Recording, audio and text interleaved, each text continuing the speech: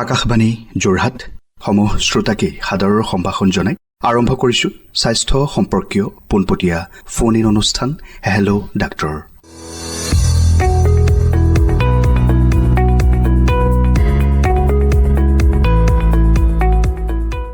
Hello' doctor অনুষ্ঠানলৈ মই স্বপ্ননীলে আপোনালোক সকলোকে স্বাগতম জনাইছোঁ। আজিৰ আলোচনাৰ বিষয় বানপানীৰ পাছত হোৱা বিভিন্ন ৰোগ, সাৱধানতা আৰু চিকিৎসা। এই বিষয়ে আলোচনা কৰিবলৈ আৰু শ্ৰোতাসকলৰ প্ৰশ্নৰ উত্তৰ দিবলৈ ষ্টুডিঅ'ত আমাৰ লগত উপস্থিত আছে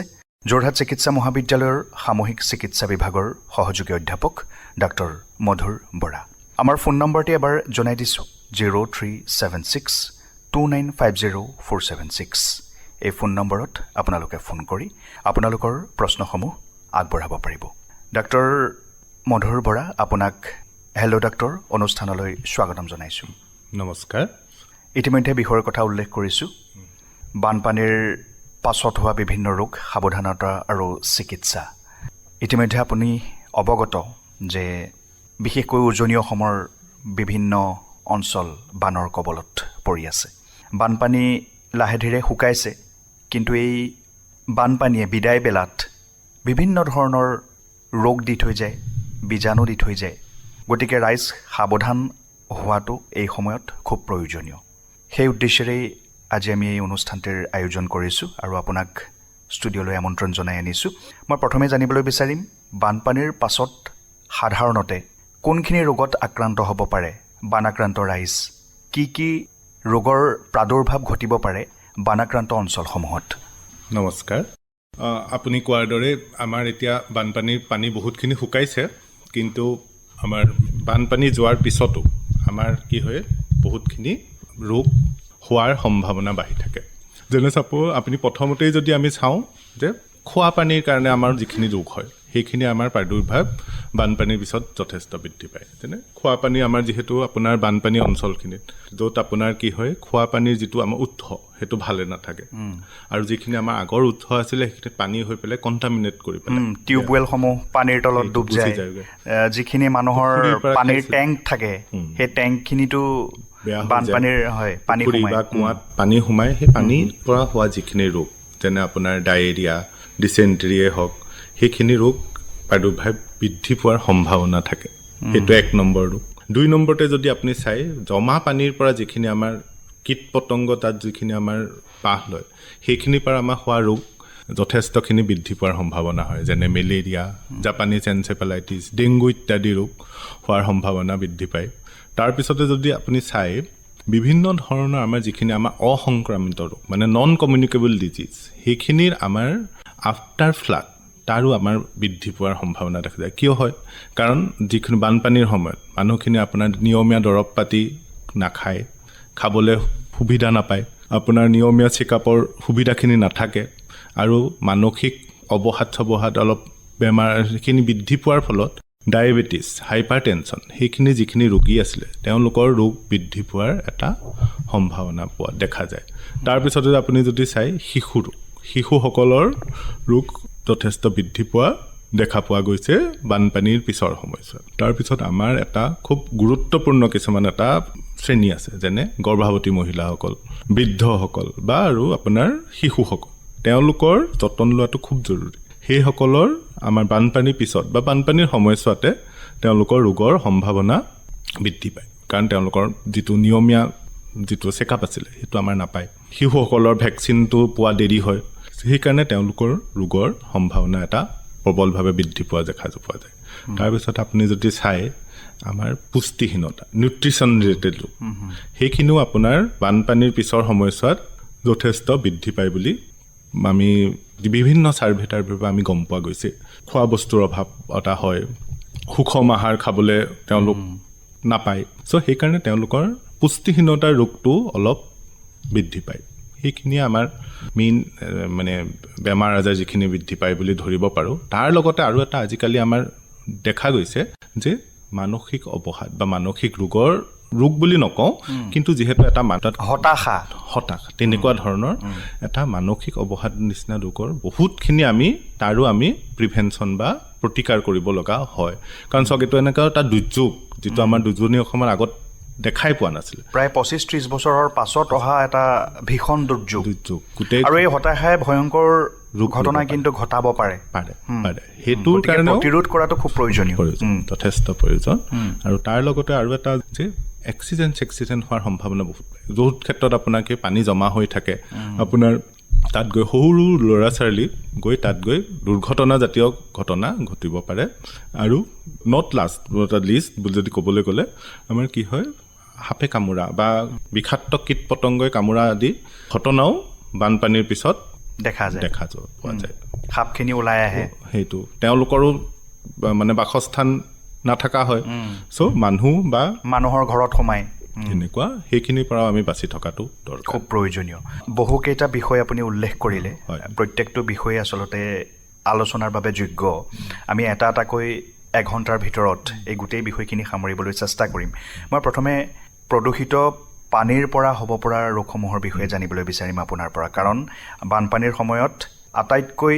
বেছি প্ৰদূষিত পানীৰ পৰা ৰোগ হোৱা দেখা যায় কাৰণ পানীখিনি প্ৰদূষিত হৈ পৰে খোৱা পানীখিনি বিশেষকৈ মানুহৰ টিউবৱেল পানীৰ তলত থাকে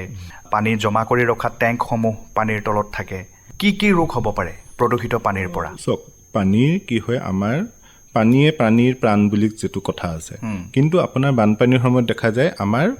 খোৱা পানীৰ খুব এটা অভাৱ অনুভৱ হয় আমাৰ এতিয়া উজনি অসমত বা যোৰহাট জিলাতে আমাৰ যিখিনি বানপানী হৈছে তাৰ ফলত কি হৈছে আপোনাৰ যিখিনি পানীৰ উৎস আছিলে সেইখিনি আপোনাৰ ডুব গৈছে আৰু আমাৰ আপোনাৰ গাঁও অঞ্চলত দেখিব যে মেক্সিমাম আমাৰ মানুহৰ কুঁৱা বা আপোনাৰ পুখুৰীৰ পানী ব্যৱহাৰ কৰিছিলে সেইখিনি পানীটো আপোনাৰ এতিয়া ব্যৱহাৰৰ অযোগ্য আমাৰ যদি আপুনি চাবলৈ যদি যায় যে এতিয়া আমাৰ পানীৰ কাৰণে আটাইতকৈ ভাল যিটো আমাৰ চ'ৰ্চ হৈছে সেইটো হৈছে টেপৰ পানী কিন্তু টেপ আপোনাৰ গাঁও অঞ্চলতো আমি ইমান চৰকাৰী টেপৰ বা পাইপত যোৱা পানীৰ সকলো অঞ্চলতে সেই সুবিধাটো নাথাকে যিবিলাকত আপুনি যদি চাই যে ডিপ টিউবৱেল বা অকণমান দলৈকে থকা নলী থকা আপোনাৰ যদি টিউবৱেল থাকে যিবিলাক আমি ওখ স্থানত আছিলে যিবিলাক পানী ডুব যোৱা নাই সেইবিলাকৰ পানীটো আমি গ্ৰহণ কৰিব পাৰোঁ আৰু যদি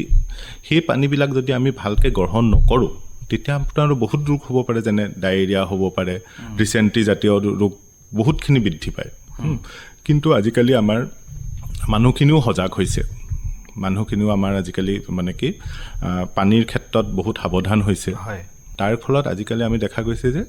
আগৰ তুলনাত এই ৰোগৰ সম্ভাৱনা কমিছে বা সংখ্যাও কমিছে আজিৰ পৰা 25 বছৰ আগত আমাৰ কলেৰা আদি ৰোগ খুব বৃদ্ধি পাইছে বৰ্তমান সময়ত নাই বুলি ক'ব পাৰি তাৰ কাৰণে সেই পানী আৰু পানী গ্ৰহণ কৰা প্ৰক্ৰিয়াকেইটা খুব গুৰুত্বপূৰ্ণ সেইকাৰণে মই বানপানীৰ পীড়িত বা সকলোকে অনুৰোধ কৰাওঁ যে তেওঁলোকে পানীৰ উৎসটো ক'ৰ পৰা পানী খাইছে সেইটো প্ৰথম ধ্যান দিয়াৰ দৰকাৰ যদি পাইপ মানে ছাপ্লাই পানী যিটো থাকে সেইটো গ্ৰহণ কৰিব পাৰিলে ভাল যদি নোৱাৰে ওখ স্থানত থকা টিউবৱেলৰ পানী গ্ৰহণ কৰক যদি সেইকেইটাৰো ব্যৱস্থা নাই পানী যদি আমি পুখুৰীৰ পানীয়ে যদি ল'ব সেইটোতো লোৱাটো মানে নকওঁৱে যদিও লয় তাৰ কাৰণে আগতে আপুনি ব্লিচিং পাউডাৰ অলপকৈ ব্যৱহাৰ কৰি বা কিছুমান আজিকালি আমাক চৰকাৰৰ ফালৰ পৰা আমি ক্লৰিনৰ টেবলেট কিছুমান দিওঁ সেইবিলাক ব্যৱহাৰ কৰাৰ পিছতহে সেই পানী গ্ৰহণ কৰা উচিত কাৰণ পানী আৰু গ্ৰহণ কৰাৰ আগতে সেই পানীখিনি যদি আপুনি উতলাই ঠাণ্ডা কৰি ল'ব পাৰে বা ফিল্টাৰ কৰি ল'ব পাৰে তেতিয়া বহুত ৰোগৰ পৰা আমি হাত সাৰিব পাৰিম আপুনি কলেৰাৰ কথা উল্লেখ কৰিছে বৰ্তমান বিলুপ্ত প্ৰায় কিন্তু প্ৰায় 25 বছৰৰ পাছত এনেধৰণৰ জলপ্ৰলয় পুনৰ আহিছে গতিকে কলেৰাৰ নিচিনা ৰোগ পুনৰ উভতি অহাৰ সম্ভাৱনা ক'ৰবাত দেখে নেকি আপোনালোকে দেখোঁ যে আজিকালি কি হৈছে কিছুমান ৰি-ইমাৰ্জিং ডিজিজ হৈছে কাৰণ আমাৰ ইমিউনিটিও কমি গৈছে প্ৰাকৃতিক দুৰ্যোগো নতুন আহি গৈছে সেইকাৰণে কিছুমান ডিজিজ আকৌ প্ৰকাশ পাইছে তাৰ ভিতৰত আমি কলেৰাটো এটা ধৰিব পাৰোঁ আৰু সাৱধানী যিহেতু মৰণ নাই আমিও সাৱধান থকাটো দৰকাৰ কলেৰা ৰোগ এই পানীৰ পৰাই হয় প্ৰদূষিত পানী প্ৰধানতঃ পানীৰ পৰাই আৰু সেই ৰোগৰ লক্ষণ হিচাপে যদি আপুনি চাই খুব পনীয়া পায়খানা কৰিব দিনটোত বহুতবাৰ তেনেকুৱা পায়খানা হ'ব আমি যিটো আমাৰ চিকিৎসা শাস্ত্ৰ পুথিত কওঁ যে ৰাইচ ৱাটাৰ ইটো মানে আপোনাৰ চাউল ধোৱা পানীৰ নিচিনা দৰে পায়খানা যাব তেনেকুৱা লক্ষণ দেখা পালে বিশেষকৈ এইবিলাক ৰোগ দেখা যায় শিশুৰ ক্ষেত্ৰত সৰু বাচ্চা বা বয়সস্থসকল 60 বা 65ৰ ওপৰৰ মানুহসকলৰ তেওঁলোকৰ এই ৰোগৰ সম্ভাৱনা বেছি হয় চ' এনেকুৱা যদি লক্ষণ দেখা পায় তুৰন্তে মানুহজনক চিকিৎসা কেন্দ্ৰলৈ লৈ যোৱাৰ প্ৰয়োজনীয় আৰু নিয়াৰ আগতে আমাৰ ডায়েৰিয়া কলেৰা যদি ৰোগৰ বিৰুদ্ধে আমাৰ হাতত এটা প্ৰধান অস্ত্ৰ হৈছে ORS, অৰেল ৰিহাইড্ৰেশ্যন চলিউশ্যন, যিটো সকলো ফাৰ্মেচিতে পোৱা যায় বা চৰকাৰী স্বাস্থ্য কেন্দ্ৰতো পোৱা যায় আজিকালি। আমি আজিকালি বানপানীৰ সাহায্য পেকেটৰ লগতো আমি ORSৰ পেকেট দিয়া হয়, কৰ্মীসকলৰ হাতত জমা থাকে। সেইটো যদি 1 লিটাৰ পানীত এটা পেকেট মিলাই, খালি পানীটো অলপ ভাল হ'ব লাগিব, ফিল্টাৰ্ড ৱাটাৰ, উতলাই যদি গৰম পানী ঠাণ্ডা কৰি লৈ সেইটোতো বেছিয়ে ভাল, নহ'লেও ফিল্টাৰৰ পানীখিনি লৈ 1 লিটাৰ পানীত যদি এপেকেট মিলাই সেইখিনি যদি খুৱাই থাকে, ৰোগৰ চিমটমছখিনি বা চিভিয়েৰিটিটো বহুতখিনি আমি কমাই দিব পাৰোঁ। আৰু তেনে ৰোগক যিমান পাৰে সোনকালে ওচৰৰ চিকিৎসা কেন্দ্ৰলৈ লৈ গৈ চিকিৎসা কৰালে 100% ৰোগীজনক আমি বচাব পৰা যাব। শিশু আৰু বৃদ্ধসকলৰ ক্ষেত্ৰত অধিক সাৱধান হোৱাটো দৰকাৰ, কাৰণ তেওঁলোকক কি হয়, যিকোনো মানে ডায়েৰিয়া জাতীয় ৰোগে বা কলেৰা জাতীয় ৰোগ প্ৰতিৰোধক ক্ষমতাও জ্যেষ্ঠজনৰ তুলনাত তেওঁলোকৰ কিছু যথেষ্ট কম হয়। আৰু কি হয় যে আপোনাৰ এনেকুৱা বানপানীৰ সময়ত তেওঁলোকে নিয়মীয়া ভেকচিনখিনিও সময়মতে নাপায়, চ' তেওঁলোকৰ ইমিউনিটিটো আৰু কমি যায়। আৰু বৃদ্ধসকলৰো যেনে তেওঁলোকৰ পুষ্টিৰ ক্ষেত্ৰতো অকণমান বাধা আহি পৰে এই বানপানীৰ নিচিনা সমস্যাত। সেইখিনি সময়ত আমাৰ বৃদ্ধসকল বা শিশুসকল খুব প্ৰয়োজন যে তেওঁলোকক পৰিয়ালৰ ফালৰ পৰা বা জনসাধাৰণে নিশ্চিতভাৱে তেওঁলোকৰ প্ৰতি এটা আমি কি ক'ম বোলে নজৰ দিয়া দৰকাৰ স্বাস্থ্যৰ প্ৰতি। মই কলেৰাৰ বিষয়ে আৰু কেইটামান কথা আপোনাৰ পৰা জানিবলৈ বিচাৰিম। কলেৰাৰ চিকিৎসা কেনেধৰণে কৰা হয় আৰু কিমান দিনৰ ভিতৰত এজন মানুহ সুস্থ হৈ উঠিব পাৰে? আৰু লগতে আৰু এটা প্ৰশ্ন মই কৰিবলৈ বিচাৰিম যে সময়মতে যদি চিকিৎসা নহয় তেন্তে কলেৰাই কিমান মাৰাত্মক ৰূপ ধাৰণ কৰিব পাৰে বা কেনেধৰণে ক্ষতি কৰিব পাৰে? কলেৰাটো আমি নামটো শুনিলে ভয় খাওঁ, কিন্তু আমি যদি সঠিক সময়ত সঠিক চিকিৎসা কৰাওঁ এইটো 100% মানুহজন ঠিক হৈ যাব, সম্পূৰ্ণ ঠিক হৈ যাব। আমাৰ যদি আমি হিষ্ট্ৰীলৈ যাওঁ, যেতিয়া আমাৰ বাংলাদেশত স্বাধীনতা সংগ্ৰাম হৈছিলে তেতিয়া বহুত মানুহ আমাৰ এই কলেৰা ৰোগত আক্ৰান্ত হৈ মৃত্যুবৰণ কৰিছিল, কিন্তু মহামাৰীৰ ৰূপ ধাৰণ কৰিছিল। সেই সময়তে কিন্তু সেই ORSৰ প্ৰচলন কৰাইছিলে এজন ভাৰতীয় চিকিৎসকে, মই নামটো এতিয়া অলপ পাহৰি গৈছোঁ, মহানভূভিজ বোলে এজন বেংগলী চিকিৎসক আছিলে। তেওঁ ORS খুৱাই খুৱাই এই মহামাৰীটোৰ মানে কি কৰিছিলে, কণ্ট্ৰল কৰাইছিল, নিয়ন্ত্ৰণ কৰিছিল। আৰু তাৰ পিছৰ পৰাই আমাৰ এই ORSটো এটা মানে ব্যাপক প্ৰচলন আৰম্ভ হ'ল। আৰু এতিয়াও কলেৰাৰ প্ৰধান আমি সেই অৰেল ৰিহাইড্ৰেশ্যন চলিউশ্যনে যদি আমি সময়মতে দিব পাৰোঁ, ORS যদি আমি পেচেণ্টজনক আমি খুৱাব পাৰোঁ,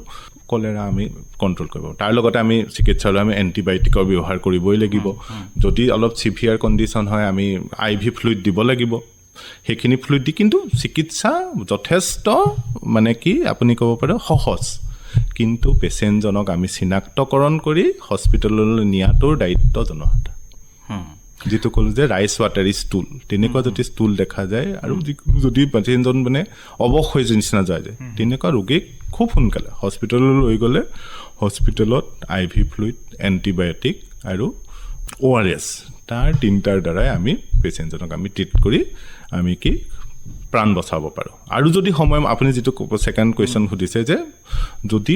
সময়মতে আমি হস্পিটেলত নিব নোৱাৰোঁ বা স্বাস্থ্য কেন্দ্ৰলৈ আমি লৈ যাব নোৱাৰোঁ, প্ৰায়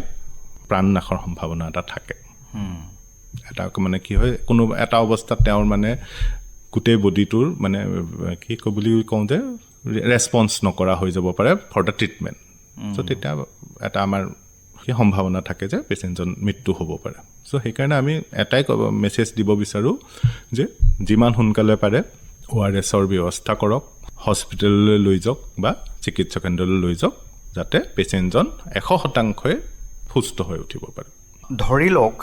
কোনোবা এজন ব্যক্তিৰ হাতত সেই সময়ত ORSৰ পেকেটটো নাই, কাৰণ এনে বহু বানাক্ৰান্ত অঞ্চল আছে য'ত মানুহ জলবন্দী হৈ আছে, পানীৰ মাজত ঘৰ, ওলাই আহিব পৰা ব্যৱস্থা নাই। গতিকে সেই ক্ষেত্ৰত ঘৰতেই ORSৰ দৰে কিবা প্ৰস্তুত কৰাৰ কিবা আছে নেকি উপায়? আমাৰ চাওক যে আমাৰ এটা বস্তু আছে হোম এভেইলেবল ফ্লুইড। আমাৰ ডায়েৰিয়া, যিকোনো ডায়েৰিয়া বা কলেৰাৰ ক্ষেত্ৰতে হওক বা যিকোনো ডায়েৰিয়াতে হোম এভেইলেবল ফ্লুইড আমি দিব পাৰোঁ ORSৰ অনুপস্থিতিত। হোম এভেইলেবল ফ্লুইড মানে ছাপ'জ ভাতটো খাইছিলে, ভাতৰ মাৰটো সিজোৱা ভাতৰ মাৰটো এটা আপোনাৰ যথেষ্ট উপকাৰী হ'ব পাৰে দাইলখিনিকে সেইখিনিকে আপুনি খুৱাব পাৰে নাৰিকলৰ পানী সেইখিনি আমি হোম এভেইলেবল ফ্লুইডত ধৰোঁ যিখিনি আমি ORSৰ অনুপস্থিতিত আমি দিব পাৰোঁ যদি ORSটো থাকে তো নিতান্তই আমি ORSটোৱে খুৱাব লাগে কিন্তু ORSৰ নথকা অৱস্থাত হোম এভেইলেবল ফ্লুইড মানে ঘৰতে উপলব্ধ পানীয় আমি দিব পাৰোঁ কিন্তু এইখিনি বস্তু আপুনি তাত নপৰে যেনে চাহ ৰঙা চাহকাপ সেই কাপ আপুনি দিব নোৱাৰে কিছুমানত আপোনাৰ থাকিব পাৰে এইটো কি কোল্ড ড্ৰিংকছৰ বটলটো সেইটো আপুনি কোল্ড ড্ৰিংকছখিনি খুৱাব নোৱাৰে সেইখিনি একো নহয় কিছুমান ভুল ধাৰণাও আছে যে আপোনাৰ যদি গেছৰ সমস্যা হৈছে তেন্তে ছ'ডা জাতীয় বা শীতল পানীয় যদি খায় গেছ ওলাই যায় এনেধৰণৰ ভুল ধাৰণা কিছুমানো আছে শীতল পানীয় জাতীয়খিনি মানে আপোনাৰ দিয়াটো অনুচিত যিকোনো আপোনাৰ জুচ ফ্ৰুট মানে আপোনাৰ কি হয় পেকেট যিখিনি জুচ থাকে সেইটো কেতিয়াবা আপোনাৰ বানাকান্ত অঞ্চলত আপোনাৰ আমি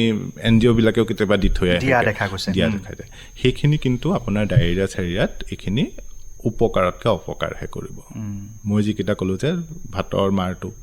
দাইলৰ পানী বা কেতিয়াবা আপুনি এগিলাচ পানীত চফা পানীত 1 চামুচ নিমখ বা 1 চামুচ চেনি মিলাই পেলাই এটা সল্ট চুগাৰ সলিউশ্যন আমি প্ৰস্তুত কৰিব পাৰোঁ সেইটো আমি ORS নথকা অৱস্থাত দিব পাৰোঁ কিন্তু ORS থাকিলে আমি ORSৰ বিকল্প মই নাই বুলিয়ে ভাবোঁ ORS ইজ দ্য আমাৰ first treatment for treatment of diarrhoea and dysentery প্ৰধান অস্ত্ৰ আমাৰ হয় ডায়েৰিয়া আৰু ডিচেণ্ট্ৰি প্ৰায় একেই ধৰণৰ দুটা ৰোগ মানুহ বিভ্ৰান্ত হোৱা দেখা যায় ডায়েৰিয়া কি ডিচেণ্ট্ৰি কি পাৰ্থক্য ক'ত চাওক আমাৰ কি হয় খোৱা পানীৰ পৰা যিটো আমাৰ ৰোগৰ কথা ক'লে তাত প্ৰধানতঃ আপুনি কৈছে যে দুটা আমাৰ এটা ডায়েৰিয়া এটা ডিচেণ্ট্ৰি কিন্তু তাৰ মাজত আমাৰ এটা প্ৰধান ডিফাৰেঞ্চ আছে আমি চিকিৎসা শাস্ত্ৰ পঢ়া ছাত্ৰ ছাত্ৰীসকলকো কওঁ যে প্ৰথম আপুনি সুধিব লাগিব যে মানুহজনৰ কিমানবাৰ পায়খানা হৈছে বা কেইবাৰ পায়খানা যাক পায়খানাটো কেনেকুৱা ধৰণৰ হৈছে যদি আপুনি দেখে যে আগতকৈ পায়খানাৰ যিটো আমাৰ কনচিষ্টেঞ্চি বুলি কওঁ যে আগতকৈ মানে আমাৰ কি পানীয়া পায়খানা এটা যদি হৈছে then it is a diarrhoea কিতাপত আছে যে 3বাৰতকৈ বেছি এজন যদি প্ৰাপ্তবয়স্কৰ লোকে 3বাৰতকৈ বেছি লুজ টুল মানে পানীয়া পায়খানা কৰে then it is a diarrhoea আৰু সেই পানীয়া পায়খানাটোৰ ৰং যদি ৰঙা নিচিনা হয় তেজ যোৱা নিচিনা যদি অনুভৱ কৰে then it is called dysentery so' অকল পানীয়া পায়খানাটোত আপুনি ভয় কৰিব ডায়েৰিয়াৰ পৰৱৰ্তী পৰ্যায়টোৱে ডিচেণ্ট্ৰি নাই দুইটা বেলেগ বেলেগ কেতিয়াবা আপোনাৰ ডায়েৰিয়াটো আপোনাৰ খাদ্যৰ কিবা আপোনাৰ বদহজমৰ কাৰণেও হ'ব পাৰে নন ইনফেক্টিভ কাৰণতো হ'ব পাৰে কিন্তু ডিচেণ্ট্ৰি হ'লে কিবা এটা ইনফেকশ্যন থাকিব সেইটো এটা আপোনাৰ প্ৰধান মানে কি পাৰ্থক্য আৰু ডিচেণ্ট্ৰি হ'লে আপোনাৰ ডায়েৰিয়াৰ লগতে টেষ্টটো যাব আপোনাৰ টেষ্ট একেবাৰে প্ৰধান লক্ষণ তাৰ সেইকাৰণে ডিফাৰেঞ্চটো আছে যদি ডায়েৰিয়া হয় আপুনি ORS খুৱাই পেচেণ্টজনক আমি ভাল কৰিব পাৰোঁ বা ঘৰতে আমি ট্ৰিটমেণ্ট কৰিব পাৰোঁ সেইটো আমাৰ সকলোৱে পাৰ্থক্যটো জনাটো আৱশ্যক খুব দৰকাৰী যদি ডিচেণ্ট্ৰি হয় অকল ORSে কাম নকৰিব পাৰে চিকিৎসাৰ প্ৰয়োজন হ'ব কাৰণ ইনফেকশ্যন এটা আছে পেটৰ ভিতৰত আৰু সেইটোৰ কাৰণে আমি এণ্টিবায়'টিক দিব লাগিব আৰু সেই এণ্টিবায়'টিকটো আকৌ বহুতে কি কৰে ফাৰ্মেচীৰ পৰা কিনি আনি খাই দিয়ে 2টা বা 3টা দৰৱ খাই তাৰপিছত কি বেমাৰটো একেবাৰে নিৰ্মূল নহয় থাকি যায় ইনফেকশ্যনটো আৰু সেইটোৱে পিছত গৈ আকৌ বেমাৰটো বৃদ্ধি পোৱাতহে সহায় কৰে সেইকাৰণে আমি সকলোকে অনুৰোধ কৰোঁ যে তেনেকুৱা যদি ৰোগ হয় আপুনি ওচৰৰ স্বাস্থ্য কেন্দ্ৰলৈ যাব ডাক্তৰৰ পৰামৰ্শমতে এখন দৰৱকেইটা ল'ব আৰু যিমান দিনলৈ দৰৱকেইটা দিছে সিমানখিনি গ্ৰহণ কৰিব বহুতো ক্ষেত্ৰত দেখা যায় আমাৰ ক্ষেত্ৰত আমি যেতিয়া বোলে দেখিলোঁ বোলে এণ্টিবায়'টিক 5 দিনৰ কাৰণে দিছে 2 দিনৰ পিছত মই বেমাৰটো ভাল পালোঁ এণ্টিবায়'টিক খোৱাটো বন্ধ কৰি দিয়ে কেনেধৰণে অপকাৰ কৰিব পাৰে যে দেখা গৈছে যে আজিকালি আমাৰ এটা বিশ্বজোৰা সমস্যা হৈছে এণ্টিবায়'টিক ৰেজিষ্টেঞ্চ আমাৰ আগত মেলেৰিয়া টিবি বা ডায়েৰিয়া নিচিনা বেমাৰ মই আগতেই কৈছোঁ যে কলেৰা আমাৰ ৰিইমাৰ্জিং হৈছে মাজত নাইকিয়া হৈ গৈছিলে কিন্তু যিহেতু আমি আজিকালি মানে কি এণ্টিবায়'টিকৰ ব্যৱহাৰটো আমি বেছি ব্যাপকভাৱে কৰিছোঁ যধে মধে বুলি যিটো মই ফাৰ্মাচীৰ পৰা চিকিৎসকৰ পৰামৰ্শ নোলোৱাকৈ ক্ৰয়ো কৰে আৰু ফাৰ্মাচীৰ পৰা দিয়াও দেখা যায় যিটো অত্যন্ত মাৰাত্মক ৰোগীসকলেও যদি আমাৰ 10টা এণ্টিবায়'টিক দিয়ে তাৰে অকল 6টা খালে তেতিয়াও আমাৰ সেই পিছৰ অৱস্থালৈ ৰোগটো আকৌ হোৱাৰ আৰু যিটো বেছি ব্যাপক মানে কি চিভিয়াৰিটিটো বাঢ়ি যোৱা দেখা যায় সেই আৰু ক্ষেত্ৰত সেই এণ্টিবায়'টিকটোৱে কামতো নিদিব আৰু সেইকাৰণে আমাৰ কি হৈছে আজিকালি বহুত এণ্টিবায়'টিক একেবাৰে কাম নকৰা হৈ গৈছে আৰু সেইকাৰণে আমি এণ্টিবায়'টিকৰ দামো বাঢ়ি গৈছে এণ্টিবায়'টিক ৰেজিষ্টেঞ্চটো এতিয়া অকল আমাৰ ভাৰতবৰ্ষতে নহয় it is a global problem আৰু তাৰ কাৰণে কি হৈছে বোলে ৰোগবিলাক আকৌ বাঢ়ি গৈছে বা কিছুমান ৰোগ উভতি আহিছে দেখা গৈছে সেইকাৰণে আমি জনসাধাৰণক এইটোৱে হেৰি যে আপুনি ফাৰ্মেচীৰ পৰা এণ্টিবায়'টিকটো কিনিব কোনোবা চিকিৎসা কৰ্মীৰ পৰামৰ্শ মতে লওক আৰু যিমান দিন খাবলৈ দিছে সিমান দিন খাওক তাতকৈ বেছিও নাখাব কমো নাখাব ডিচেণ্ট্ৰি যদি হয় খোৱা বোৱাৰ ক্ষেত্ৰত কিবা সাৱধানতা খোৱা বোৱাৰ ক্ষেত্ৰত আমাৰ যিকোনো ক্ষেত্ৰত আমাৰ সকলো বেমাৰতে আমাৰ সুষম আহাৰটো খুব প্ৰয়োজন আমাৰ সুষম আহাৰ মানে কি যে ডায়েৰিয়া হেৰি সময়ত পেচেণ্টজনৰ খাবলৈ এনেও মন নাথাকিব খাবলৈ সেইকাৰণে আমি অলপ লিকুইড টাইপত বা অলপ বেছিকৈ সিজোৱা তেল বা মা মছলা কম জাতীয় খাদ্য খাব পাৰে কিন্তু খোৱাত কোনো বাধা নাই যদি আপুনি নিয়মীয়াকৈ ট্ৰিটমেণ্টটো লৈ আছে বেলেগ খোৱাত বাধা নাই কিন্তু আপুনি তেল মা মছলা আদি কম খোৱাটো দৰকাৰ আচলতে সকলো বেমাৰৰ ক্ষেত্ৰতে প্ৰযোজ্য আমি খানাটো আমি যিটো খাদ্য খাওঁ কি খাইছোঁ সেইটো আপোনাৰ আৰু কেনেধৰণে খাইছোঁ সেইটো আপোনাৰ বেমাৰটোৰ যিটো আউটকাম যিটো আপোনাৰ পৰিণাম সেইটোত বহুতখিনি নিৰ্ধাৰণ কৰে আপুনি সুষম আহাৰ খাওক বিভিন্ন তেল কমকৈ খাওক আজিকালি আমাৰ যিটো আমাৰ national institute of nutrition Hyderabad তেওঁলোকে কৈছে যে আমাৰ যিটো এটা ফুড পিৰামিড বুলি কয় ফুড পিৰামিডত কৈছে যে আটাইতকৈ বেছি আমি খাব লাগে বিভিন্ন ৰং বিৰঙী শাক পাচলি সেউজীয়া শাক পাচলি ৰঙীন পাচলি যিকোনো পাচলিয়ে আমি বা ফল মূল বেছিকৈ খোৱা দৰকাৰ তাৰপিছতে কৈছে যিটো আমাৰ পালচেছ আৰু চিৰিয়েলছ চাউলেই হওক আটাই হওক কিন্তু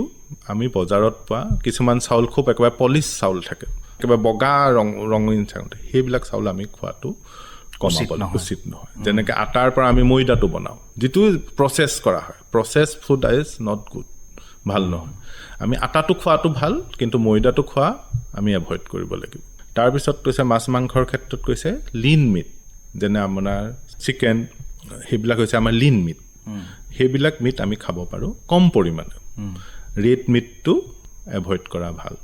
ৰেড মিট যেনে আপোনাৰ ছাগলী গাহৰি সেইবিলাক আমি এভইড কৰাটো ভাল মাছটো খাব পাৰোঁ কিন্তু সেইবুলি ভজা মাছটো নহয় সিজোৱা মাছটো খাব পাৰোঁ এই বানপানীৰ সময়ত মাছ চাছৰ ক্ষেত্ৰতো এটা গুৰুত্বপূৰ্ণ যে বহুত ক্ষেত্ৰত আমাৰ সেইবিলাক আমাৰ সংক্ৰামিত পানীতে থাকে চ' সেইকাৰণে আপুনি বনোৱাৰ আগত মাছৰ উজান উঠে মানুহে ধৰি খোৱা দেখা যায় আৰু তাৰ পৰাও আকৌ আপোনাৰ এইবিলাক ডায়েৰিয়া ডিচেণ্ট্ৰি বেমাৰ হোৱা দেখা যায় সেইকাৰণে আপোনাৰ মাছৰ পৰাও হ'ব পাৰে মাছ খুব গুৰুত্বপূৰ্ণ কথা এইটো সেইকাৰণে আপুনি মাছজাতীয় খোৱাৰ আগতে ভালকৈ ধুই ল'ব বনাওঁতে খুব সিজি যোৱাকৈ বনাব বা যাতে কোনো ধৰণৰ মানে বেমাৰ যাতে সেই মাছৰ পৰা নহয় সেইটো আমি গুৰুত্বপূৰ্ণ এটা কথা এজন শ্ৰোতা আমাৰ সৈতে সংযুক্ত হৈছে আমি তেখেতৰ ফোনটো গ্ৰহণ কৰিলোঁ হেল্ল' ডক্টৰ অনুষ্ঠানলৈ আপোনাক স্বাগতম জনাইছোঁ আপুনি আপোনাৰ প্ৰশ্নটি আগবঢ়াব পাৰে ছাৰ নমস্কাৰ নমস্কাৰ মই দিনেশ শৰ্মাই কৈছোঁ হয় মোৰ ডিচেণ্ট্ৰি হৈছে ডিচেণ্ট্ৰি হ'লে কি খাদ্য খাব নালাগে সেইটো জানিব বিচাৰিছোঁ মই আপোনাক আগতেই অলপ আগতে আমি এইখিনি কথাকে পাতি আছিলোঁ আপোনাৰ কিমান দিনৰ পৰা হৈ আছে এইটো বেমাৰ মই আজি 2 দিনমান হৈছে মানে 2 দিনমান দিনে কেইবাৰমান পায়খানা হৈছে আপোনাৰ মোৰ 5বাৰ চবালৈকে হৈছে 5বাৰ তেজো গৈছে নেকি তেজ যোৱা নাই ন ঘৰতে ORS খাইছেনে বাৰু ORSটো খাই থাকিব আৰু এইকেইদিনত আপোনাৰ পায়খানাৰ সংখ্যাটো কমিছে নে বাঢ়িছে কমিছে ন পাৰিলে এবাৰ ওচৰৰ স্বাস্থ্য কেন্দ্ৰত গৈ এটা পৰীক্ষা কৰা বেয়া নহয় যাব পাৰিলে আপুনি গৈ আহিব আৰু খোৱা বোৱাৰ ক্ষেত্ৰত আপুনি যিটো আমি আগতেই পাতিছোঁ যে সুষম আহাৰটো খাব অলপ বইল জাতীয় খাদ্য খাব পাৰিলে ভাল খোৱাত কোনো বাধা নাই কিন্তু আপুনি যি বস্তুৱে খাব ভালকৈ সিজাই লোৱা খাব তেল অলপ কম খাব পাৰিলে ভাল মা মছলা আপুনি কমাই খাব এইখিনি খাদ্য খোৱাৰ লগত ORSটো আপুনি খাই থাকিব আৰু যদি দেখে যে আপোনাৰ দুৰ্বলতাটো বৃদ্ধি পাইছে তেন্তে আপুনি চিকিৎসা কেন্দ্ৰত গৈ এটা চিকিৎসা কৰাই ল'ব ধন্যবাদ হয় আমি পুনৰ আলোচনালৈ উভতিছোঁ মহৰ পৰা হোৱা ৰোগ বানপানীৰ সময়ত যথেষ্ট হোৱা দেখা যায় জাপানীজ এনচেফেলাইটিছ মেলেৰিয়া ইত্যাদি কেনেধৰণে সাৱধান হোৱাটো উচিত মানুহ যাতে এনেধৰণৰ ৰোগসমূহৰ পৰা বাচি থাকিব পাৰে আৰু লক্ষণসমূহ কি জাপানিজ এনচেফেলাইটিছ আৰু মেলেৰিয়া নিশ্চয় কিছু পাৰ্থক্য আছে দুয়োটাৰ ভিতৰত হয় চাওক আমাৰ কি হয় আমি আগতে পাতিছিলোঁ যে বানপানীৰ পিছত আপোনাৰ জমা হোৱা পানীত আমাৰ কীট পতংগ যেনে মহ মাখি আদিৰ প্ৰাদুৰ্ভাৱ খুব বৃদ্ধি পায় আৰু তাৰ ফলত আমি মহৰ পৰা হোৱা আমাৰ ৰোগৰ সংখ্যাও বৃদ্ধি পায় 3 ধৰণৰ আমাৰ ৰোগ সেই জমা পানীৰ পৰা আমাৰ দেখা যায় এটা হৈছে আমাৰ মেলেৰিয়া এটা হৈছে জাপানিজ এনচেফেলাইটিছ আৰু এটা হৈছে আমাৰ ডেংগু 3টা তাৰ ভিতৰত আমাৰ কি হৈছে যে আজিকালি আমাৰ মেলেৰিয়াৰ সংখ্যা যথেষ্টখিনি আগতকৈ বেছি বহুত কমিছে চৰকাৰৰ আমাৰ যিখিনি প্ৰতিৰোধৰ কাৰ্যসূচী সেই কাৰ্যসূচীৰ ফলত আমাৰ কি হৈছে আজিকালি মেলেৰিয়াৰ সংখ্যা বহুত কমিছে মানুহ সচেতন হৈছে তাৰ লগত কিন্তু জাপানিজ এনচেফেলাইটিছৰ সংখ্যা বাঢ়িছে আৰু জাপানিজ এনচেফেলাইটিছ এই বন্ধ পানীত থকা মহৰ পৰা আমাৰ হোৱা দেখা যায় আৰু জাপানিজ এনচেফেলাইটিছ আৰু মেলেৰিয়া দুয়োটাতে জ্বৰ থাকিবই কিন্তু জ্বৰৰ লগতে যদি মানুহজন কিবা ছাবকনচিয়াছ টাইপ হৈ যায় ব্ৰেইনত যদি আমাৰ ইনফেকশ্যনটো আহে তেতিয়া আমাৰ কি বুলি কয় মেণ্টেল অৰিয়েণ্টেশ্যন অলপ মানসিক যদি অলপ লক্ষণ দেখা পোৱা যায় সেইটো যিটো যদি দেখা পোৱা যায় সেইটো আমাৰ জাপানিজ এনচেফেলাইটিছৰ লক্ষণ হ'ব পাৰে সাধাৰণ জ্বৰ সেইটো আমাৰ মেলেৰিয়া হ'ব পাৰে আৰু ডেংগুত হ'লে আপোনাৰ কি হ'ব মূৰৰ বিষ হ'ব পাৰে হাত ভৰিত বিষ এটা হ'ব পাৰে সেইখিনি হ'লে আপোনাৰ আকৌ ডেংগু হোৱাৰ সম্ভাৱনা হ'ব পাৰে চ' এনেকুৱা বতৰত যিকোনো জ্বৰে যি স্বাস্থ্যকেন্দ্ৰত গৈ বিনামূলীয়া এটা পৰীক্ষা কৰাটো খুব প্ৰয়োজনীয় আমাৰ জাপানিজ এনচেফেলাইটিছ বা ডেংগুৰ বা মেলেৰিয়াৰ সকলো পৰীক্ষা আমি বিনামূলীয়াকৈ কৰাওঁ চ' এনেকুৱা জ্বৰত ঘৰত নথকাকৈ যদি হস্পিটেললৈ লৈ যাব পাৰে বা ওচৰৰ স্বাস্থ্যকেন্দ্ৰত এইবিলাক আমাৰ মেলেৰিয়াৰ কিটটো আজিকালি আশাৰ লগতো উপলব্ধ তেওঁ টেষ্ট কৰি দিব পাৰে স্বাস্থ্যকৰ্মীৰ ওচৰ চাপক টেষ্ট কৰাই লওক আৰু যদি ৰোগ হৈছে তেতিয়া আমি সোনকালে ট্ৰিটমেণ্টটো দিব পাৰিম এই বিষয়ে আমি আৰু কিছু আলোচনা কৰিম কিন্তু এই মুহূৰ্তত এজন শ্ৰোতা আমাৰ সৈতে সংযুক্ত হৈছে আমি তেখেতৰ ফোনটো গ্ৰহণ কৰি লওঁ হেল্ল' ডক্টৰ অনুষ্ঠানলৈ স্বাগতম জনাইছোঁ আপোনাক প্ৰশ্নটি আগবঢ়াব পাৰে নমস্কাৰ হয় নমস্কাৰ আপুনি প্ৰশ্নটি আগবঢ়াব পাৰে আপুনি শুনি আছে আমাৰ কথা মোক কাহ হৈছে ছাৰ কাহ কিমান দিনৰ পৰা হৈ আছে আপোনাৰ এই কেইদিনমান হ'ল এই দৰৱ খাইছোঁ ভাল পোৱা নাই কাহ বানপানীত মানে বোকাত অহা যোৱা কৰোঁতে ঘৰত এককালকে বোকা পানী সোমাই গ'ল একদম হাইনি হৈ গৈছে কাহৰ লগত আপোনাৰ জ্বৰ আছে নেকি জ্বৰ আছিলে জ্বৰটো ভাল পালোঁ জ্বৰটো ভাল পাইছে কাহটোৱে ভাল পোৱা নাই খালি উশাহ নিশাহৰ কিবা কষ্ট পাইছে নেকি উশাহটো প্ৰথমতে অকণমান পাইছিল এতিয়া সেইটো কষ্ট নাই পোৱা কাঢ়িবলৈ মানে কাহোঁতে মানে কষ্ট লাগিছে কাহৰ কাৰণে আপুনি দৰৱ ক'ৰ পৰা লৈছিলে স্বাস্থ্য কেন্দ্ৰত তাতে গৈছিলে ন কেতিয়াবা আপোনাৰ কি হয় কাহটো অলপ দিন থাকিব পাৰে আপুনি কাহৰ চিৰাপটো খাই থওক আৰু কিবা দৰৱ দিছিলে নেকি চৰ্দি দৰৱ দিছে খালি আপোনাৰ কি হয় যদি আপোনাৰ জ্বৰটো কমিছে তেন্তে এইটোতো ভাল কথা যদি জ্বৰটো আকৌ আহে আৰু যদি কাহটো বোলে ভাল নহয় এটা স্বাস্থ্য কেন্দ্ৰত গৈ আকৌ খেকাৰৰ পৰীক্ষা এটা কৰাই লোৱাত প্ৰয়োজনীয় সেইটো কৰাই ল'ব কাহৰ দৰৱ আপুনি কিমান দিন খাই আছে 4-5 দিনমান খাওক আৰু 2 দিনমান খাওক যদি এসপ্তাহৰ ভিতৰত যদি আপোনাৰ কাহ ঘামচিটো আপোনাৰতো আজিকালি আমাৰ কি ঘৰুৱা আপোনাৰ চিকিৎসাই কৰাব পাৰিব হেৰিখিনি ঘামচিটোৰ কাৰণে বাৰু আমি দৰৱৰ কথা নকওঁ কিন্তু আপুনি কাহটো যদি এসপ্তাহতকৈ বেছি হয় তেতিয়া আপুনি আকৌ এবাৰ স্বাস্থ্যকেন্দ্ৰত গৈ পাৰিলে এটা খেকাৰৰ পৰীক্ষা এটা কৰাই ল'ব বিশেষ চিন্তা নকৰিব যদি জ্বৰটো আহি যায় তেতিয়া পিছে অকণমান বস্তুটো গুৰুতৰ হ'ব পাৰে জ্বৰ কমিছে যেতিয়া আপুনি আগৰ দৰৱকেইটাকে খাই থওক চিকিৎসকে দিয়া দৰৱকেইটা খাই থওক আৰু 7 দিনৰ ভিতৰত যদি আপোনাৰ কাহটো নকমে আকৌ এবাৰ গৈ আহিব এই জ্বৰ কাহ পানী লগা এই ধৰণৰ সমস্যাসমূহে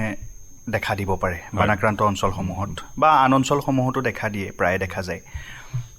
ঘৰত ল'ব পৰা প্ৰতিৰোধী ব্যৱস্থাসমূহ কেনেধৰণৰ হয় বা ঘৰতে কিবা উপায় আছে নেকি এনেধৰণৰ ৰোগসমূহৰ পৰা উপশম লাভ কৰাৰ মানে কি হৈছে যে আপোনাৰ সেই পানীৰ কাৰণে পানীৰ আপোনাৰ সংস্পৰ্শটো অলপ বাঢ়ি যায় চ' সেইকাৰণে আপোনাৰ যিকোনো ভাইৰেল ৰোগৰ পৰা আপোনাৰ কাহ জ্বৰ আদি সম্ভাৱনাও হ'ব পাৰে আৰু যিকোনো জ্বৰৰ কাৰণে আমি পাৰাচিটামল দৰৱটোৰ কথা কওঁ যিটো আজিকালি আমাৰ আশাৰ লগতো উপলব্ধ হয় একৰ্ডিং টু তাৰমানে কি এবাৰ কিন্তু এগৰাকী স্বাস্থ্যকৰ্মী যেনে আশাকে সুধি লৈ পেলাই পাৰাচিটামলটো খাব পাৰিলে ভাল তাৰ লগতে আপুনি যদি গৰম পানী ব্যৱহাৰ কৰে, ডিঙিটো কুলকুলি কৰে, নিমখ কুহুমীয়া গৰম পানীৰে দিনে 3 বাৰ যদি আপুনি কুলকুলিখন কৰে, মানে কি ডিঙিটো গাৰ্গল কৰে, তেতিয়া আপুনি বহুতখিনি আপোনাৰ ভাইৰেল ফিভাৰ লাভ কৰিব পাৰে, কাফ আদিৰ পৰা উপশম লাভ কৰিব পাৰে। আৰু এইবিলাক ৰোগতো আকৌ এগেইন আমাৰ শিশুসকল আৰু বৃদ্ধসকল বেছিকৈ আক্ৰান্ত হোৱা দেখা যায়। শিশুৰ ক্ষেত্ৰত যদি কাহ, মই কৈছোঁ যে 7 দিনতকৈ যদি বেছি থাকে, সোনকালে স্বাস্থ্যকেন্দ্ৰলৈ নি এটা পৰীক্ষা কৰাটো যথেষ্ট জৰুৰী। বৃদ্ধসকলৰ ক্ষেত্ৰতো হয়তো জখমাও হ'ব পাৰে 7 দিনতকৈও যদি অধিক কাহ হয়। সেইকাৰণে সোনকালে গৈ এটা স্বাস্থ্যকেন্দ্ৰত গৈ পৰীক্ষা কৰাটো প্ৰয়োজনীয়। কাৰণ আৰু কি হয়, শিশু শেষৰৰ ক্ষেত্ৰত কি হয়, খুব সোনকালে এনেকুৱা কাহৰ পৰা গৈ পেলাই নিমনিয়া আদি জাতীয় ৰোগ হ'বগৈ পাৰে। গতিকে সেইবিলাক মানে শিশুসকল বা বৃদ্ধসকলৰ আৰু এটা কাৰণ যে এই কাহ চাহ কিয় বৃদ্ধি পায়, কাৰণ সেই সময়ত আমাৰ বানপানীৰ পিছত মই আগতেই কৈছোঁ যে পুষ্টিহীনতাত অলপ ভোগা দেখা যায় আমাৰ শিশুসকল বা বৃদ্ধসকল, আৰু সেই ৰোগ প্ৰতিৰোধক ক্ষমতাটো কমি হ্ৰাস হয়। সেইকাৰণে আমাৰ এই ভাইৰেল ফিভাৰৰ ভাইৰেল ৰোগ হৈ পেলাই কাহ চাহ বেছিকৈ হয়। আৰু সেইকাৰণে সোনকালে প্ৰতিৰোধ কৰি আৰু সোনকালে আপুনি যদি কোনোবা স্বাস্থ্যকেন্দ্ৰত যোৱাটো দৰকাৰ। জ্বৰ যদি বেছি দিন হৈ থাকে বা এবাৰ হয়, মাজত নহয় আকৌ পুনৰ উভতি আহে, চিকিৎসালয়লৈ যোৱাটো উচিত, নিতান্তই প্ৰয়োজনীয়। মই আগতেই কৈছোঁ যে এনেকুৱা বাৰিষাৰ সময়ত যেনে এপ্ৰিল টু ছেপ্টেম্বৰ এই সময়ছোৱাত আপোনাৰ মেলেৰিয়াও বৃদ্ধি হয়, জাপানীজ এনচেফেলাইটিছো হয়, dengue, any fever may be মানে কেছ অফ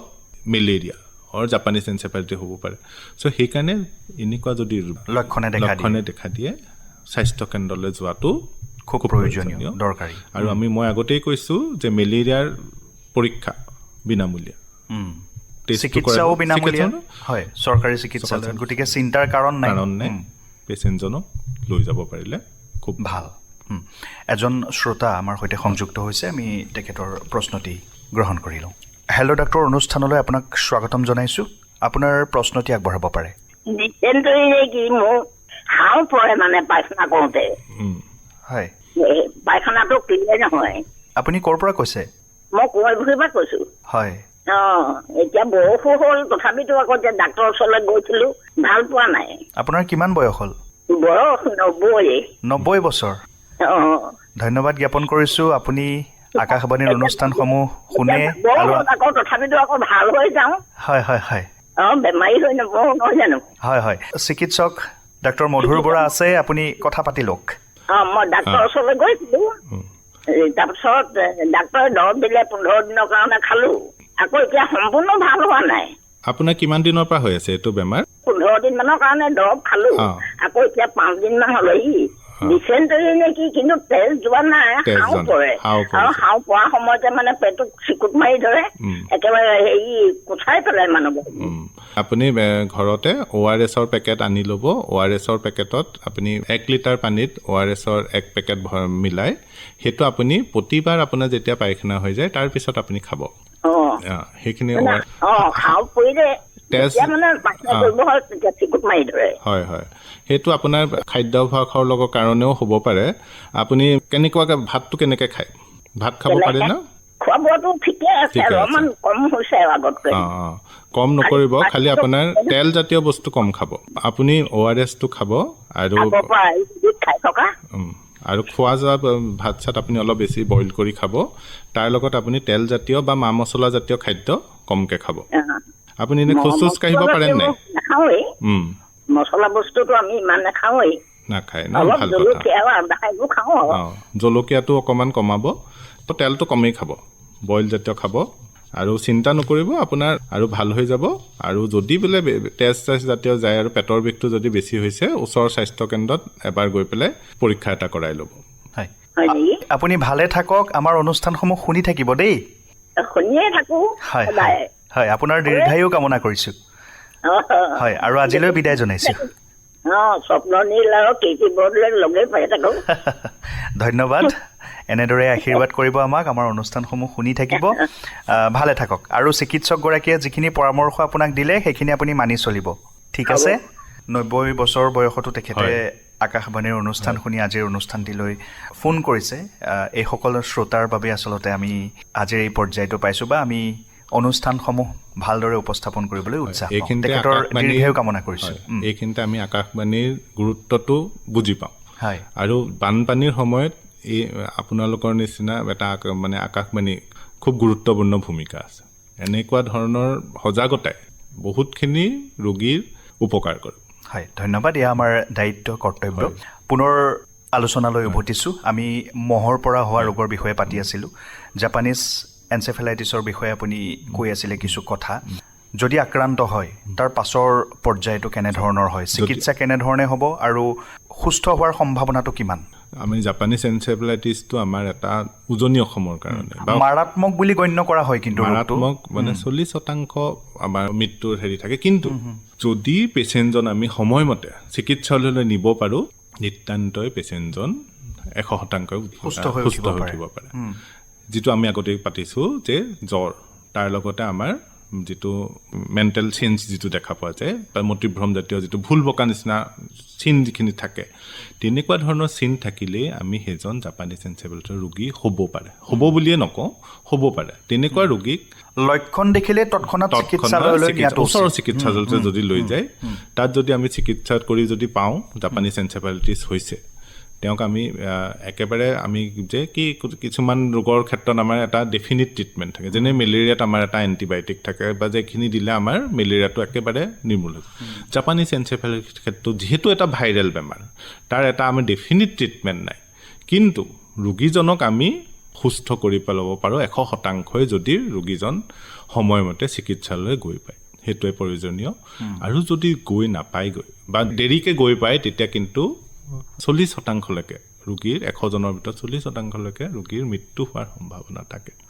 গতিকে সময়মতে চিকিৎসা গ্ৰহণ কৰাটো খুব প্ৰয়োজনীয়, বিশেষকৈ জাপানীজ এনচেফেলাইটিছৰ ক্ষেত্ৰত। মই আগতেই কৈছোঁ যে এই মাৰ্চৰ পৰা অক্টোবৰলৈকে এই সময়খিনিত যিকোনো মানে জ্বৰ স্বাস্থ্যকেন্দ্ৰত গৈ পৰীক্ষা কৰাই লওক, বিনামূলীয়াকৈ আমাৰ চৰকাৰী চিকিৎসাবিলাকত সুবিধা উপলব্ধ আছে। এইখিনি কৰক। আমি মেলেৰিয়া, ডেংগু, জাপানীজ এনচেফেলাইটিছৰ পৰা আমি বাচি থাকিব পাৰিম। আমিতো মেলেৰিয়াৰ ক্ষেত্ৰত বহুতখিনি সফল হৈছোঁ। আমাৰ চৰকাৰী যিখিনি আমাৰ সা সুবিধা, আমি যিখিনি মানে বা জনসাধাৰণ যিখিনি আমাৰ সজাগতা হৈছে, মেলেৰিয়াৰ পৰা আমি বহুতখিনি হেৰি কৰিব পাৰিছোঁ। জাপানীজ এনচেফেলাইটিছ ক্ষেত্ৰতো মই যিহেতু আমাৰ চৰকাৰী কাৰ্যসূচীৰ লগতো জড়িত, যে আমাৰ এইবাৰ সংখ্যাটো আগৰ পৰাতকৈ অলপ কমিছে, হ্ৰাস হৈছে, যিটো মৃত্যুৰ সংখ্যাও কমিছে স্বাস্থ্যখণ্ডৰ বাবে। কিন্তু বানপানীৰ নিচিনা এই সমস্যাবিলাকৰ পিছত এইবিলাক সংখ্যা বৃদ্ধি পোৱাৰ এটা সম্ভাৱনা আছে। আৰু যিহেতু আৰু এটা কথা, জাপানীজ এনচেফেলাইটিছত আমাৰ শিশুসকলক আমি দুপালি ভেকচিন দিওঁ, ভেকচিন উপলব্ধ। সকলোলৈকে অনুৰোধ যে তেওঁলোকে শিশুটিক জাপানীজ এনচেফেলাইটিছৰ দুপালি ভেকচিন দিয়াৰ ব্যৱস্থা কৰক, যাতে কোনো ভেকচিনে মিছ নকৰে। সেই ভেকচিনখিনি যদি সময়মতে লয়, বহুত ৰোগৰ পৰা আমি হাত সাৰিব পাৰিম। এজন শ্ৰোতা আমাৰ সৈতে সংযুক্ত হৈছে, আমি তেখেতৰ ফোনটো গ্ৰহণ কৰি লওঁ। হেল্ল' ডাক্তৰ, অনুষ্ঠানলৈ স্বাগতম জনাইছোঁ আপোনাক। প্ৰশ্নটি আগবঢ়াব পাৰে। খাব মন নাযায়, গাটো বৰ দুৰ্বল লাগে আৰু বিষ মানে গাটো। হয়, খাবলৈ মন নোযোৱা, এনেকুৱা সমস্যা, অলপ বিষ আছে বুলি কয়। কিছুমান এনেকুৱা সমস্যা বহুতৰ ক্ষেত্ৰতে হয়। তাৰ প্ৰধান কাৰণ আমাৰ যিটো পুৰণি ভাৰতীয় চিকিৎসা শাস্ত্ৰ, আয়ুৰ্বেদতো লিখা আছে যে আমাৰ তিনিটাই আমাৰ প্ৰধান হেৰি হৈছে, এটা হৈছে নিদ্ৰা, টোপনি, এটা হৈছে আহাৰ, আৰু এটা হৈছে আমাৰ ব্যায়াম। এই তিনিটা যদি আমাৰ সুকলমে নহয়, বিভিন্ন ৰোগ দেখা পোৱা যায়। খাবলৈ মন নোযোৱা, তাৰ লগতো আমাৰ সেই টোপনিৰ লগত সম্পৰ্ক থাকিব পাৰে। ব্যায়াম মানে আপোনাৰ কাম কাজ বা আমাৰ যিটো এক্সাৰচাইজ, বহুত ক্ষেত্ৰত আজিকালি আমাৰ কমি যায়। মোৰ নিচিনা মানুহে, মইতো দিনটো আমাৰ খোজ কঢ়াই নহয়, চ' আপোনাৰ সেই ব্যায়ামটো কমি গ'ল। খাদ্যটো যিটো আমাৰ সুষম আহাৰ নহয়, আমাৰ যিটো পুৰণি আমাৰ অসমীয়া যিটো মানে খোৱা বস্তু আছিলে, তাততো আমাৰ তেলৰ প্ৰচলন খুব কম আছিলে। আজিকালি নিচিনা সেনেকুৱা ভজা পৰা যিটো জাংক ফুড বুলি কওঁ, সেইটোতো নাছিলে। আমি জলপান খাইছিলোঁ, আমি নাখায়, আমাৰ আইতাসকলে ককাসকলে খাইছিলে, যিবিলাক বস্তু আজিকালি আমাৰ নাই।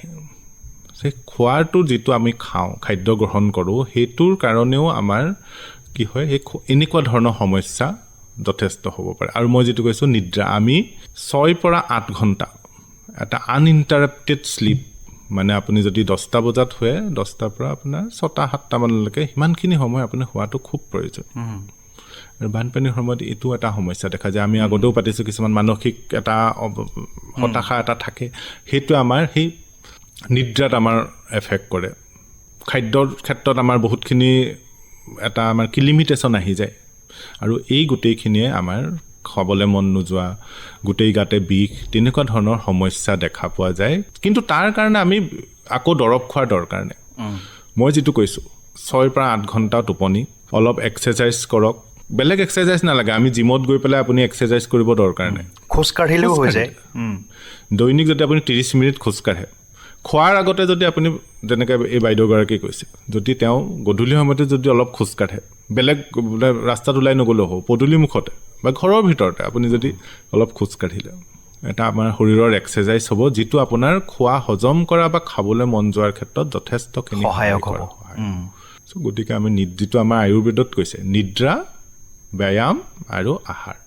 এই তিনিটা যদি আমি সুকলমে কৰোঁ আমি বহুতখিনি ৰোগ প্ৰতিৰোধ কৰিব পাৰিম গৰ্ভৱতী মহিলাৰ স্বাস্থ্যৰ যতন বিশেষকৈ বানাক্ৰান্ত অঞ্চলসমূহত কি কি ক্ষেত্ৰত এগৰাকী গৰ্ভৱতী মহিলা সাৱধান হোৱাটো উচিত তেখেতৰ পৰিয়াল সাৱধান হোৱাটো উচিত স্বাস্থ্যৰ যতন কেনেধৰণে ল'ব লাগে কাৰণ শিশুটিৰ স্বাস্থ্যৰ কথা আছে মাতৃৰ লগতে চাওক মানে কি হৈছে আমি আগতেই পাতিছিলোঁ যে আমাৰ 3 ধৰণৰ কি বিশেষ শ্ৰেণীৰ আমাৰ আছে এটা হৈছে শিশু এটা গৰ্ভৱতী মহিলা বৃদ্ধ গৰ্ভৱতী মহিলা আমাৰ বানাক্ৰান্তৰ পিছত ভেৰি মাছ ভালনাৰেবল টু ডিফাৰেণ্ট মানে প্ৰব্লেম কাৰণ আপোনাৰ সেই বানপানীৰ সমস্যাত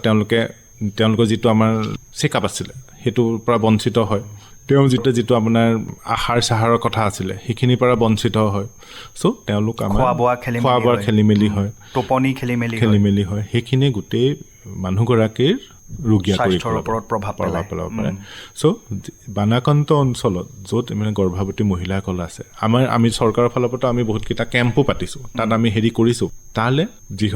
যিসকল যাব পৰা নাই ওচৰৰ যদি স্বাস্থ্যকেন্দ্ৰলৈ এতিয়া যদি যাব পাৰে এবাৰ লৈ যোৱাটো খুব প্ৰয়োজন গৈ পেলাই স্বাস্থ্য পৰীক্ষাৰ প্ৰয়োজন আছে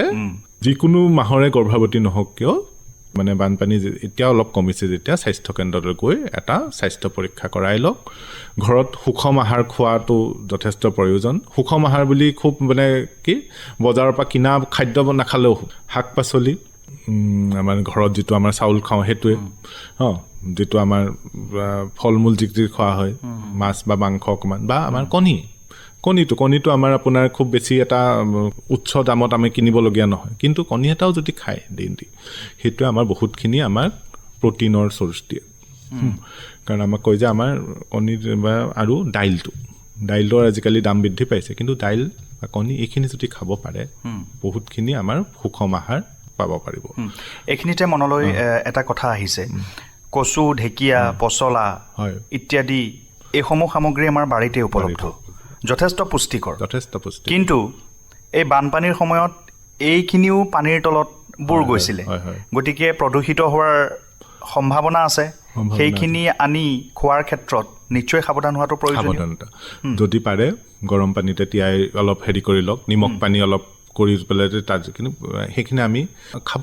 লাগিবই এতিয়া নহয় জানো আৰু কাৰণ আমি এতিয়া আপুনি বাহিৰৰ পৰা অহা বস্তু এটা কিনি পেলাই আপুনি খোৱাতকৈ যিখিনি আমাৰ লোকেলি এভেইলেবল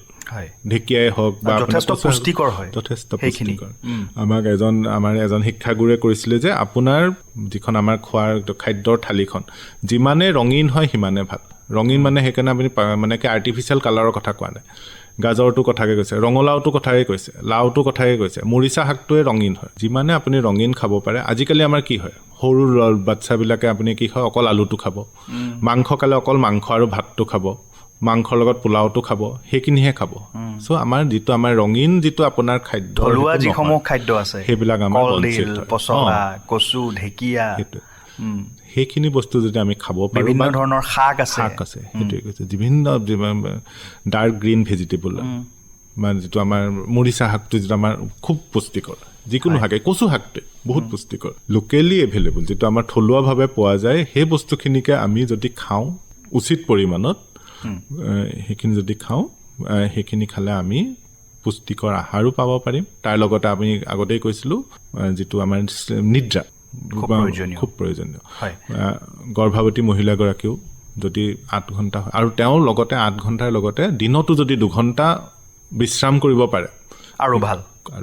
হয় বানপানীৰ সময়ত বা বানপানীৰ পাছত ছালৰ বিভিন্ন ৰোগ হোৱা দেখা যায় যথেষ্ট গুৰুতৰ এই সমস্যাটো কি ছালৰ ৰোগ হোৱাৰ সম্ভাৱনা আছে কেনেধৰণে প্ৰতিৰোধ কৰিব পাৰিব আৰু যদি ছালৰ ৰোগ ইতিমধ্যে হৈছে তেওঁলোক কেনেধৰণে সাৱধান হোৱাটো উচিত আমি আগতে কৈছোঁ যে স্কিনৰ বেমাৰ এটা হোৱাৰ সম্ভাৱনা থাকে বিভিন্ন আপোনাৰ ফাংগেল ইনফেকশ্যন হয় যে কাৰণ আমি এতিয়া খেতি বাতিৰ লগতো বহুতখিনি মানুহ জড়িত হ'বলগীয়া হৈছে চ' তেতিয়াও আমি কি হয় বহুত আমাৰ কি হয় যে স্কিনটো আমাৰ যিমানেই পানীৰ লগত সংস্পৰ্শত থাকে তাত ইনফেকশ্যন হোৱাৰ সম্ভাৱনা যিকোনো আমাৰ এতিয়া খেতিয়কসকলৰ কাৰণেও বা যিসকল আপোনাৰ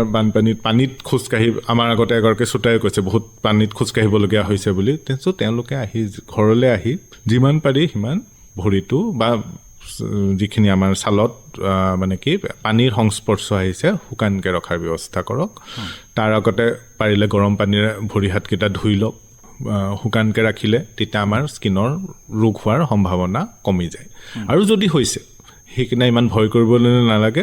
আজিকালি আমাৰ যিকোনো চৰকাৰী স্বাস্থ্য কেন্দ্ৰত গ'লে কেতিয়াবা আশাৰ লগতো উপলব্ধ থাকে আমাৰ কিছুমান বহুত যথেষ্ট আমাৰ এণ্টিবায়'টিক বা এণ্টিফাংগেল মলম উপলব্ধ থাকে সেইখিনি লগাব পাৰে কিন্তু তাৰ লগতে আমাৰ কিছুমান আজিকালি আগৰ দিনৰ ঘৰুৱা আপোনাৰ যেনে বিধান আছে নিমপাত যিটো আমাৰ খুব এটা প্ৰয়োজনীয় মানে বা বীজাণুনাশক বুলি কোৱা হয়